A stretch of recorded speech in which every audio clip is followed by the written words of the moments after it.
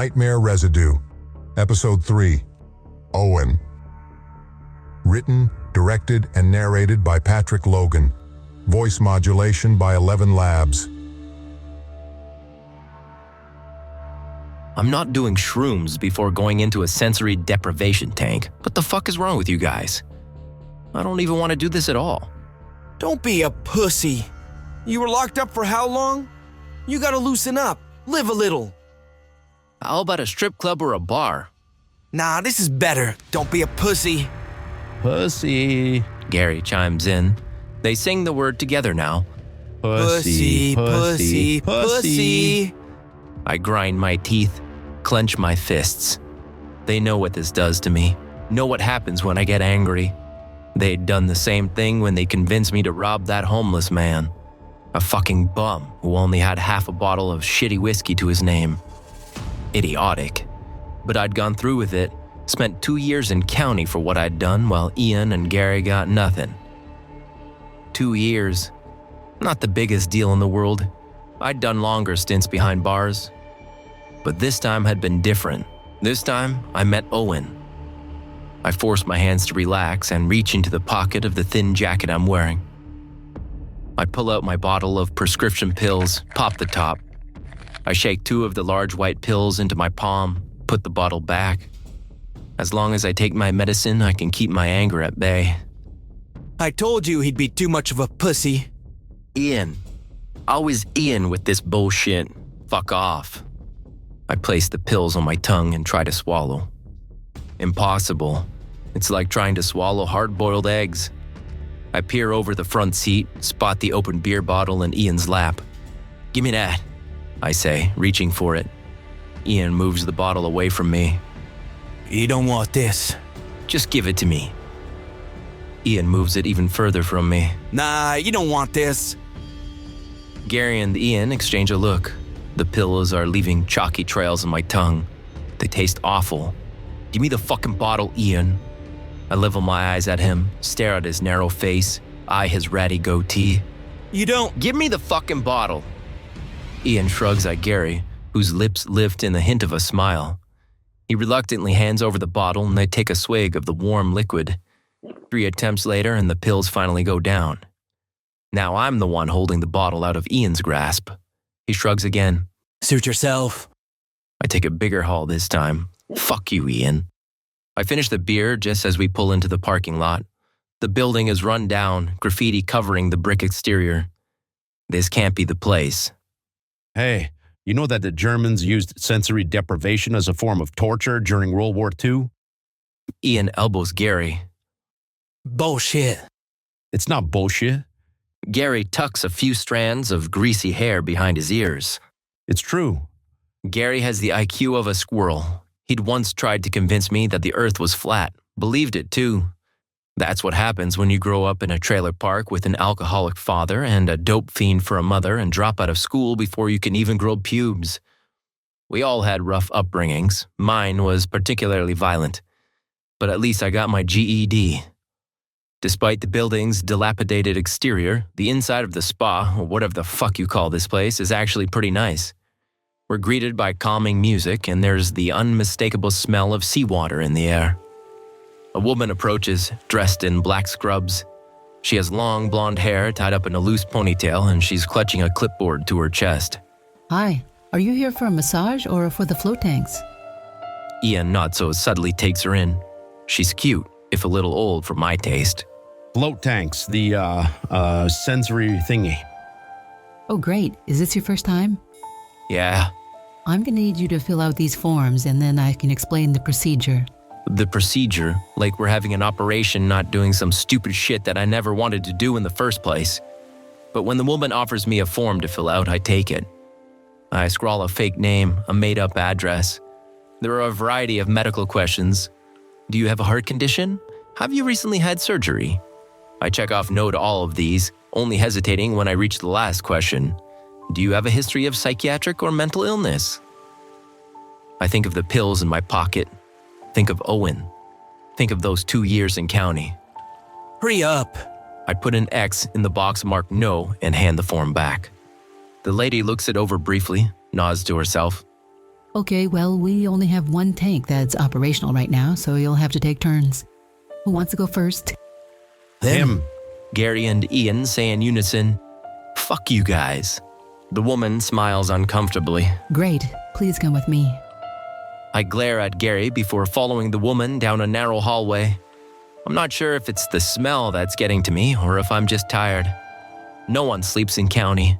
There's always someone yelling or crying. I'm still playing catch-up. It feels like I'm walking barefoot through sand. My vision swirls. The walls are covered in these almost psychedelic paintings, various shapes and colors. I place my hand against the wall, close my eyes. The colors remain. My breath starts coming in shallow bursts and a cold sweat breaks out on my forehead. Are you all right? I'm fine, I say through gritted teeth, eyes still closed. After the shit I went through in county, this should be a walk in the park. Are you sure you're... I finally open my eyes. The woman's face is distorted, her eyes off kilter. I said I'm fine. Even my voice sounds odd, like it's not coming from my mouth. The woman's manicured eyebrows lower, too far, infringing on her eyelids. She looks like one of those fucked-up paintings where none of the subject's features are where they're supposed to be. Okay, then in here, please. I stumble toward the open door. In the small, dark room, the smell of seawater is overpowering. The woman starts going through what she's still referring to as the procedure, but I'm barely listening. I hear something about buoyancy, something about the water temperature exactly matching my body temperature. She instructs me to remove my clothes and I peel off my jacket, pull my shirt over my head. No, you need to wait until I leave. I don't wait, and the woman awkwardly finishes her speech and hurries out of the room. I'm naked now and shivering even though the room is warm. My knees feel weak. What the fuck is going on? I stagger, nearly fall into the egg-shaped pool in front of me. It's awkward getting in, and I'm not even sure why I'm doing it. Nausea builds up, I nearly vomit. The water is so buoyant that I stumble rather than step inside. It's as if the liquid is fighting against me, forcing me to the surface. I can see, even with my warped vision, that it's only about 3 feet deep, but the longer I stare, the deeper it seems to become. 3 feet, 7, 10, 50, 100, infinity. I lie down in the pool and close my eyes. I'm floating now. Can't feel where my body ends and the water begins.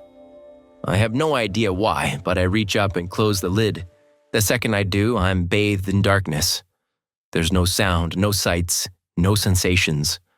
My nose has since become accustomed to the smell of salt, and I soon realize that I can no longer detect this anymore either. My head is spinning. Colors flash across my vision. Random at first, like the markings on the hallway outside. But soon they coalesce. It's no longer water I'm laying in. Water isn't this warm, this thick. It's blood. I'm floating in a pool of blood. I open my mouth to scream, and the liquid pours into my mouth, fills my nose. I gag, sputter, vomit. As I'm struggling to breathe, I see it, just like Owen said I would. I see how Ian and Gary die.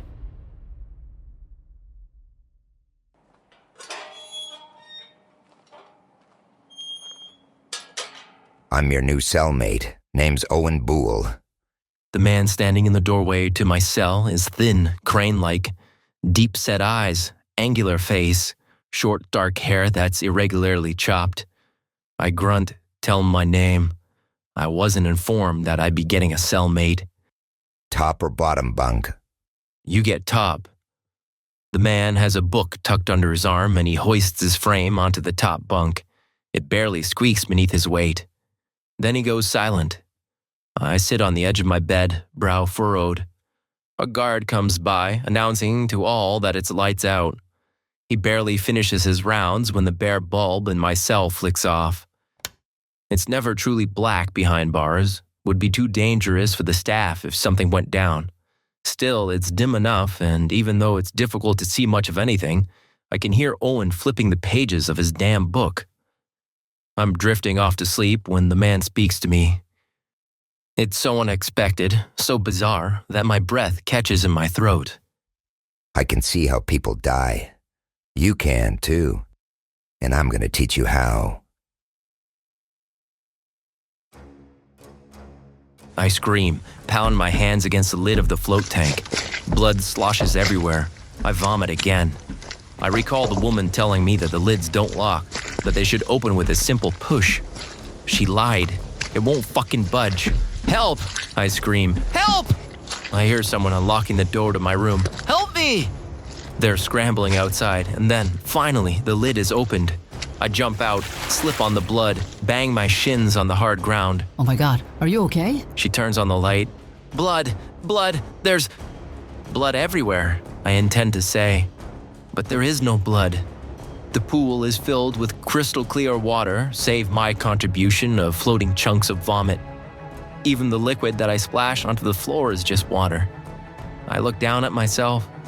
I swear, I saw my hands and forearms coated in blood. It dripped between my fingers, felt tacky. But it's not there. Sometimes we see things. She's patronizing, even though she probably doesn't mean to be. When we reach a point of serenity, our brains... Serenity? That wasn't serenity. That was hell. I shudder, recalling what Gary said about sensory deprivation being used as a torture technique during World War II. I'm sorry you didn't enjoy your experience. I'll be happy to give you a full refund. For the first time, I realize that I'm completely naked in front of this stranger. In prison, you get used to being naked around others. But this feels wrong. Wrong. Everything about this is so wrong. So wrong. I scramble for my clothes, start to slip them on. A difficult task considering how wet I am. The woman averts her eyes as Gary and Ian rush into the room. Fuck is going on? He had a bit Nothing. of a... I just want to get the fuck out of here. I put on my t-shirt, which sticks to my chest. Let's go. Gary locks eyes with me, and I quickly look away. Owen was right. I've seen how he dies. Owen is certifiable, I know this, but he has a compelling way of speaking that makes it hard not to believe him. We live in a world of stimulation. Everything is designed for us to shut off our brains. Cell phones, computers, TV, everything. Because they know. They know that if they just let us concentrate, focus, we will see things. Things that we weren't meant to see. Our brains are far more powerful than we think. Nonsense. Voodoo, psychic garbage, all of it. I want to tell Owen to shut the fuck up. Just let me sleep. During the day, he's quiet, says nothing to no one, sits beside me in the cafeteria. Nobody bothers trying to talk to him, probably because he gives them the creeps. He gives me the creeps too. Always reading that same damn book over and over again. At night, though, when we're alone in our cell, the man comes alive. Have you ever tried to just shut off your brain? To think of absolutely nothing at all? Of course not. Owen is right about one thing. The world is designed to keep us stimulated. We might not have cell phones in jail, and the only TV is located in the common area, but at night, the sounds keep me awake. It's hard to do, but you can train yourself. It just takes work. Or you can take drugs. Ketamine, ayahuasca, a shortcut. I close my eyes, try to sleep. Only open them again when I hear Owen lean over the railing above. He's holding the book down to me. Here, try this. His eyes are like black pits. I take the book. They slipped me something that made me freak the fuck out. I know they did. They must have. It was in the beer. Not shrooms. I've done them before, and my experience was nothing like that, but something stronger. What happened in there? There's a slight tremor in his voice. I can't even look at him. If I do, I know what I'll see. And then I'll scream. Fucking pussy. They drop me off at home and I get out of the car without saying a word. And it's not until I'm inside that I realize I've forgotten my jacket back at the spa or whatever the fuck it's called. I don't care about the jacket. It's an old shitty one that I bought at a thrift store before going to county. But my pills are inside. And I need my pills. Tomorrow, I tell myself. Tomorrow I'll go back and get them. Right now, I need sleep. Still wearing my damp clothes, I crawl into bed, shut my eyes. I don't expect to sleep. Can't remember the last time I did. But I'm surprised that my mind goes completely blank and a dreamless slumber takes me. I don't read the book the night Owen gives it to me. Don't even open it. The days go by, uneventful, which is always a good thing in jail. Owen says little, if anything at all. I'm not sure how many weeks pass before I finally take the book out from beneath my mattress. It's old. The cover is leather and it's cracked and worn, covered in a layer of patina. It makes a sound like crumpling paper when I open it. I stare at the first page, then the second. Confused, I flip through all the pages. This is wrong. I know it. But still, I read. I'm awoken from a deep sleep by a knock on my door. Hey, wake the fuck up, man! Ian sounds desperate, frightened. Wake the fuck up! I drag myself out of bed. Despite the hours of sleep, I'm still exhausted. I walk to the door of my shitty apartment dressed only in my boxers. I've barely unlocked the door when Ian barges in. He reeks of sweat. What's going on? Fuck, man. Fuck! What, Ian? What the hell's going on? Ian shudders. Listen, I drove to grab Gary this morning. His door. He swallows hard. His door was open, man. I thought he'd just gotten drunk again and forgot to close it. I went inside. Ian closes his eyes so tightly that it almost seems painful. There was so much blood, man. So much fucking blood. What the fuck are you talking about? Ian's eyes snap open. Blood! Fucking blood! It was on the walls, on the goddamn ceiling. I can't believe what I'm hearing. I ran. I just ran. I saw this. I saw the blood, coating the cracked linoleum floor, sprayed on the ceiling. I didn't see Gary, but there's no way, man. There's just no way. I clear my throat. Show me, I say. Show me.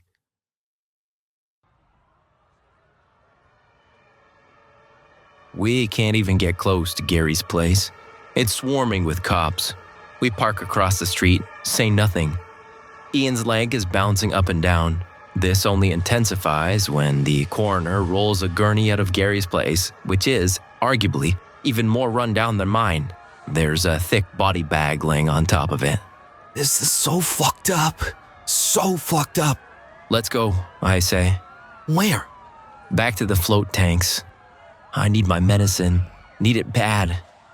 Only I won't get it today because the spa is closed. A thick chain is looped to the door handles and secured with a padlock.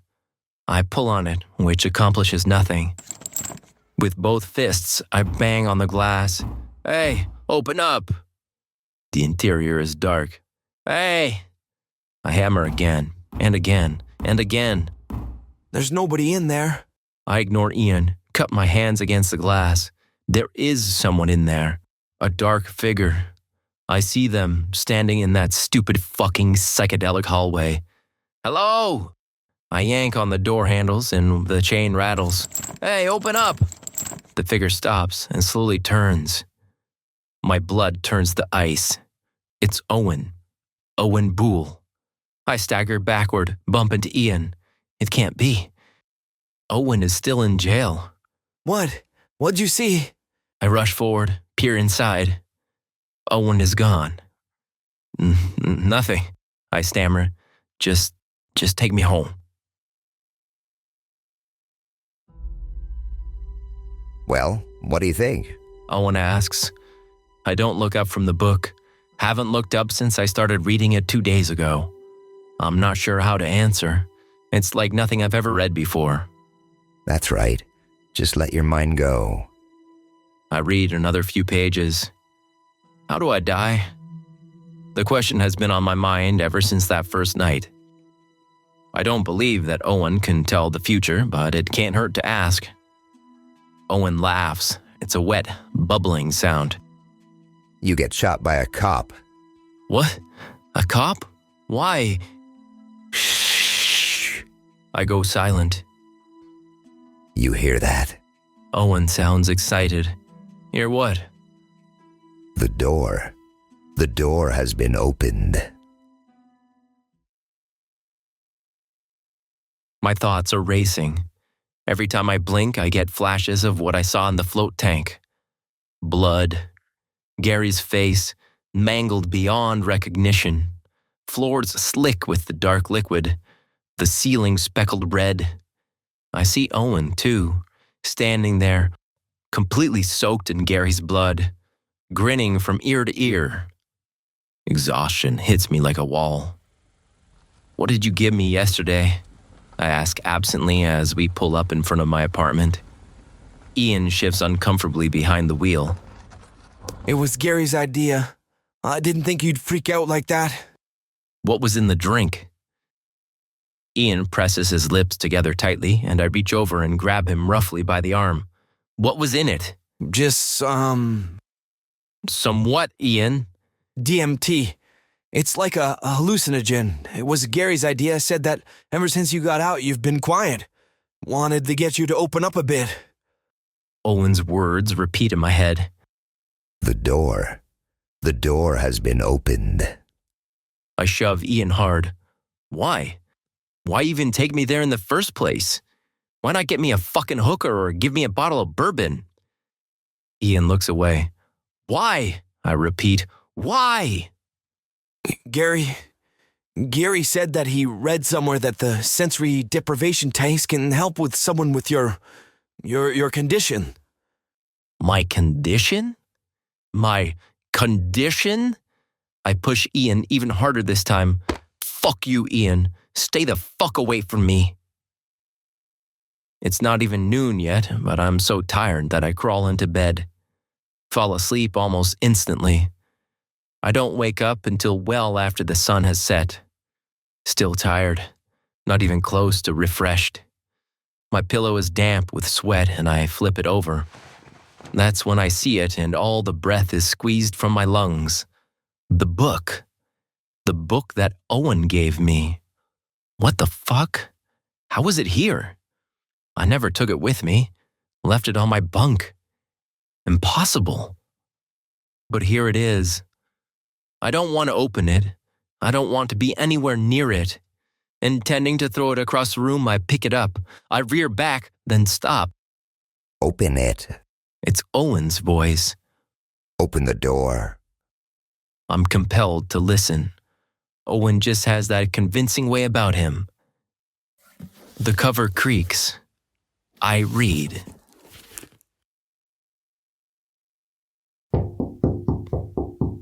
Heavy knocking on my door. I lift my gaze from the pages. Listen. I leave the book open on my bed and head to the entrance. Ian, I told you I don't want to see you again. I lean up against the wood. Just leave me alone. NYPD. I startle. What the hell do the cops want? I'm not on parole. I served my entire sentence. Thought that I'd get out after maybe 6 months, but they said that there was something off about my psych eval. Assholes. Open up. I unlock the door, pull it back a few inches. A big man with a mustache in an NYPD uniform stares at me. What do you want? I need you to come to the station with me. I have a few questions. About what? The man outlines his mustache with the first finger and thumb of his right hand. He looks familiar. Did I see him outside of Gary's place yesterday? About Ian and Gary. My stomach flutters.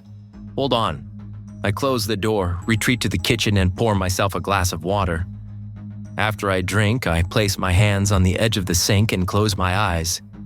See more blood. See my friends die. The cop knocks again, softer this time. I'm coming. I grab something off the counter, palm it.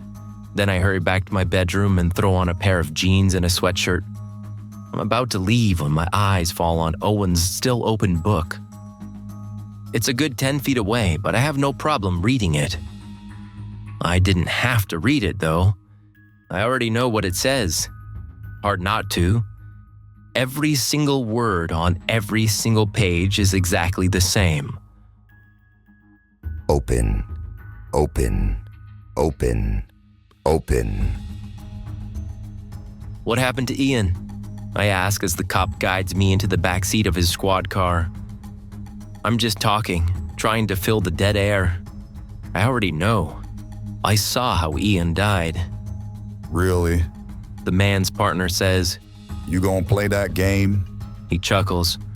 Pull over, I gotta piss. The cop who came to my door finds an empty parking lot. Parks. His partner gets out. Why don't you just come clean? The officer with the mustache says. Why don't you tell me what happened to Ian, to Gary? I chew my lip. Owen's words echo in my head again. It's like he's in here with me. I can't get him out. Not without my pills. My fucking pills. I stopped taking them that day too. The day we robbed the homeless man. We will see things that we weren't meant to see. I saw how they died. The cop grunts. I bet you did. No, I did, I say firmly. I shake my right arm. Something slips from high up in my sleeve down into my hand. Don't you mean you saw them die? I think about this. Only a subtle change in wording, but it completely changes the meaning of the sentence. No, I saw how they died. Right. Some sort of clairvoyant, are you? The cop turns to look at me, his bushy eyebrows lowering. I've read your file. I know about your obsession with that book of yours. My book? No, it's not my book. It's Owen's. Who's Owen? Who's Owen? He was my cellmate in county.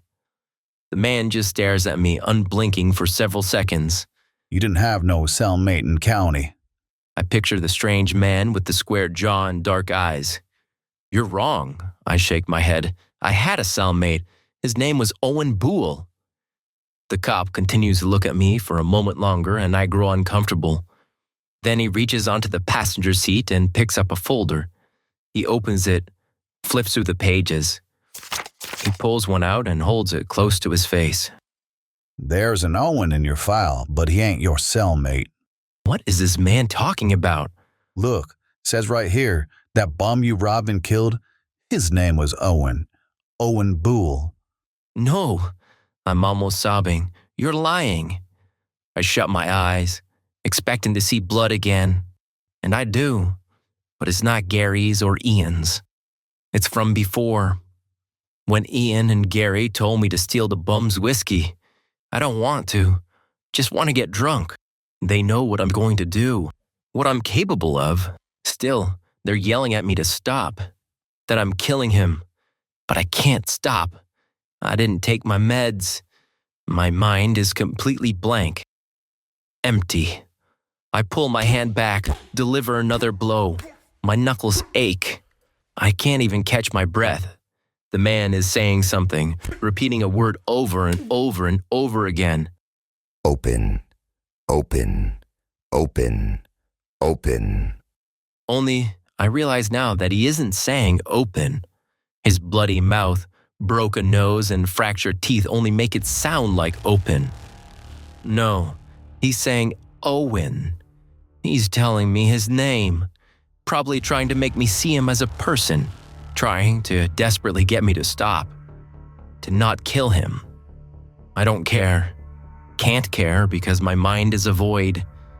I continue to drive my fist into the man's face until there's nothing left, just blood.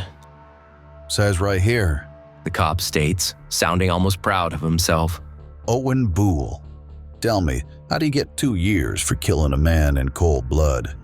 I shake my head. You're lying. I'm not. Look. The cop holds the paper up, but it's too small for me to read. My cellmate was Owen Boole. You didn't have no cellmate. He presses the page directly up against the plastic partition separating the front and back seats. I lean forward, but the partition warps the text, makes it illegible. I can't read that. The cop glances out the window. His partner, a big black man with Lavrone written on the tag on his breast, is finishing his piss and he hikes up his pants. He starts toward us, and the cop in the front seat unlatches the divider and slides the division back. Clutching it tightly in his hand, he pushes the pages through. I lean forward, get a better look. The man's telling the truth. Beside the line that reads cellmate, someone has scribbled none. See? The cop says. He starts to pull the paper back. 2 years wasn't enough, huh? No surprise there. 2 years don't change nothing. Once a killer, always a...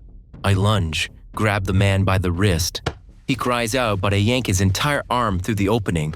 The other cop notices what's happening and starts to run toward us, unholstering his weapon as he does. The cop squirms, tries to break free, but my grip is strong, unbreakable. The man's face is pressed up against the plastic and he's breathing so heavily that it begins to fog. The opening is only about a foot wide, but even with the man's arm pulled through, I can still gain access to the side of his neck. I could see his blood pumping through his carotid artery. Lavrone! Lavrone! I lean close, raise the knife in my other hand and press it against the pulsing artery. Then I whisper, "You're right. I saw Ian and Gary die. But here's the thing. I saw you die too." Owen, Owen, Owen.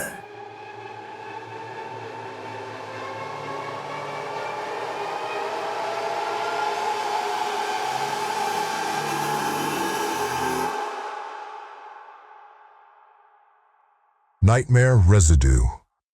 Written, directed, and narrated by Patrick Logan. If you've enjoyed this podcast and would like to support the show, please consider heading over to Amazon and picking up your ebook version of Nightmare Residue now.